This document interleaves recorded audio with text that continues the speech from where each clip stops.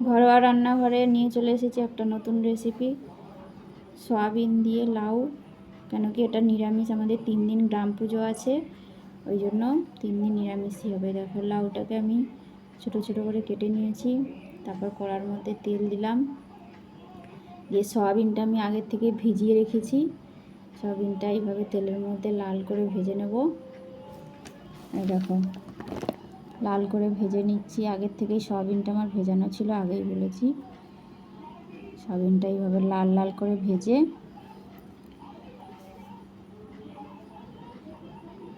ভালো করে ভেজে নিতে হবে। এতে পেঁয়াজ রসুনও পড়বে না, কেন নিরামিষ, আমাদের গ্রাম পুজো আছে। ওই যে লাল লাল হয়ে গেছে, আমি তুলে নিচ্ছি সয়াবিনগুলোকে একটা বাটির মধ্যে। তারপরে আমি কড়াতে তেল দিয়ে দেবো অল্প,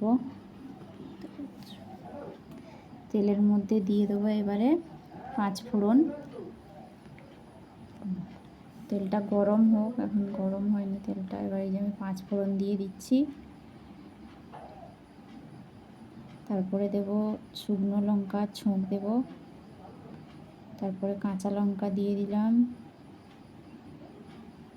দিয়ে এরপরে আমি দিয়ে দেব ধনে জিরে আর আদা বাটা, একসঙ্গে আমি ওটা বেটে রেখেছি। দিয়ে এইভাবে সয়াবিনটাও দিয়ে দিলাম ওর মধ্যে। টমেটো থাকলে টমেটোও দিতে পারো, না এর মধ্যে আমি সস দেবো, টমেটোটা দেবো না। এই যে এরপরে আমি লাউটা উপর থেকে দিয়ে দিলাম, দিয়ে এইভাবে মিশিয়ে নেব ভালো করে সয়াবিন আর লাউটা।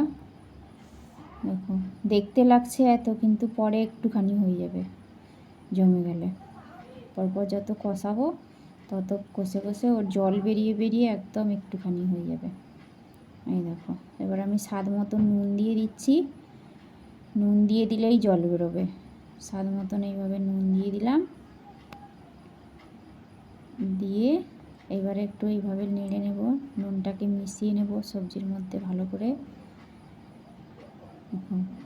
এইভাবে মিশিয়ে ভালো করে চেপে এবার আমি ওর মধ্যে একটা ঢাকা লাগিয়ে দেব। ঢাকাটা কিছুক্ষণ পরে আবার খুলে দেখব, মাঝে মাঝে খুলে দেখতে হবে, নাড়লে লেগে যাবে নিচে। দেখো আবার একটু ভালো করে এইভাবে নাড়িয়ে দেব। প্রথমে কিন্তু হলদি হলদি কিছুই দেবে না, শুধু নুন দেবে। হলদি দিলে কিন্তু আবার ও গলতে চায় না, শক্ত হয়ে যায়। ওই জন্য শুধু নুনটা দিয়েই এইভাবে নেড়ে নেড়ে, এবার সিদ্ধ হয়ে গেছে আমার লাউটা। এবার আমি দিয়ে দিলাম হলদি। লাউটা সিদ্ধ হয়ে গেলেই হলদি, একটু হালকা মিষ্টি দিলাম, চিনি। আর কেউ দিলেও দিতে পারো, না দিলেও না দিতে পারো। আমি একটু চিনিটা দিলে একটু ভালো লাগে, মিষ্টি মিষ্টি, নিরামিষ তো, তাই একটু চিনি না দিলে আবার একটু স্বাদ লাগবে না। আমি এইভাবে ভালো করে মিশিয়ে নিচ্ছি, নিয়ে আমি ঢাকা দিয়ে দিয়েছিলাম, তারপরে খুলে নিলাম। এরপরে দেবো একটা ভাজা মশলা আমার আছে, জিরে ধনে তেজপাতা মৌরি সব একসাথে ভাজা আছে, ওটা ভেজে গুঁড়ো করা আছে। ওই মশলাটা আমার কড়াই থাকে, আমি সবসময় নিরামিষ সবজি বা যে কোনো সবজির প্রয়োজন হলে দিই। ভালো করে বলে দিই, জিরে ধনে তেজপাতা আর মৌরি। আবার ঢাকা দিয়ে দিলাম। ওই জিরে ধনে মৌরি তেজপাতাটা ভেজে গুঁড়ো করে কৌটোর মধ্যে রেখে দিতে পারেন, একটা সুন্দর গন্ধ আসে ওর মধ্যে থেকে নিরামিষ সবজিতে। বা এই যে দেখো আমি সস দিয়ে দিচ্ছি, আমার গলে গেছে লাউটা পুরো ভালো মতন, মশলাটাও ভালোভাবে মিশে গেছে। এবার আমি ওর মধ্যে সস দিয়ে দিলাম, ছোটো বাটির হাফ বাটি সস নিয়েছি। সসটা একটু মানে পরিমাণ মতন দিলে স্বাদটাও ভালো আসে, মিষ্টি টক সব রকমই স্বাদ আসে। এই সসটা দিয়ে হালকা একটু সেই বাটিটা ধুয়ে হালকা করে একটু জল দিয়ে দিলাম। বেশি জল দেওয়ার দরকার নেই, কেন ওর থেকে অলরেডি অনেক জল বেরিয়ে যাবে। এই দেখো একটা সুন্দর কালার চলে আসছে পরপর। দেখো দেখেছিলে না কতটা ছিল, দেখো কইটুকু হয়ে গেছে, একদম জমে জমে রস ছেড়ে ছেড়ে একদম কষাতে কষাতে একদম একটুখানি হয়ে যাবে। রান্নাটা কিন্তু খেতে খুব সুন্দর লাগবে, নিরামিষ বলে বোঝাই যাবে না, দেখো আবার ঢাকা দিয়ে দিলাম। আমি এবার ঢাকাটা খুলে নিলাম,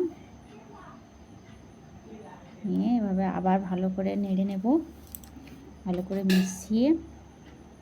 এই দেখো সুন্দর করে মিশিয়ে, দেখো কি সুন্দর কালার এসছে তরকারিটা, সুন্দর গন্ধ একটা বেরিয়েছে। এই দেখো হয়ে গেছে আমার, হয়ে এসছে প্রায় রান্নাটা অলরেডি। হালকা হালকা একটু রস রসই থাকবে, তবে ভালো লাগবে তরকারিটা। এই দেখো হয়ে এসছে নিরামিষ রান্না আমার, হয়ে গেছে। দেখো খেয়ে বলবে কেমন লেগেছে, বানিয়ে বলবে কেমন লেগেছে। আমি উপর থেকে একটু জিরে গুঁড়ো ছড়িয়ে দিচ্ছি। Tata, bye bye.